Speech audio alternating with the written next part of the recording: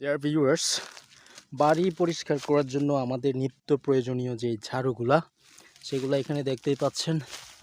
কত শত ঝাড়ু এখানে শুকানো হচ্ছে, কাতার পরে শুকানো হচ্ছে বাজারজাত করার জন্য।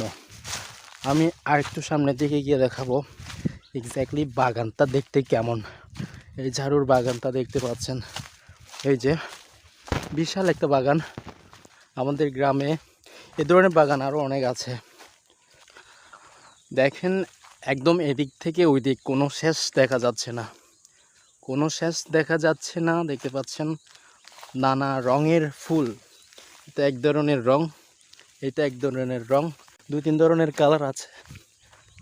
শুধু ঝাড়ু আর ঝাড়ু দেখা যাচ্ছে, যেগুলো আমাদের এই জায়গা থেকে, মানে বাগান থেকে বাজারজাত হয়ে বিভিন্ন জায়গায়, বাংলাদেশের প্রত্যেকটা জায়গায় এখান থেকে ডেলিভারি হয়ে থাকে, কারো না কারোর মাধ্যমে যায় আর কি। এগুলা বাজার থেকে ব্যবসায়ীরা নিয়ে যায় শহরে, শহর থেকে প্রতিটা ঘরে ঘরে। দেয়ার ভিউয়ার্স, কথা বলছিলাম ঝাড়ুর বাগান থেকে, দেখানোর চেষ্টা করছিলাম বাণিজ্যিকভাবে আমাদের নিত্য প্রয়োজনীয় ঝাড়ুগুলা যেভাবে চাষ করা হয়। ভিডিওটা দেখার জন্য অনেক অনেক ধন্যবাদ। নমস্কার।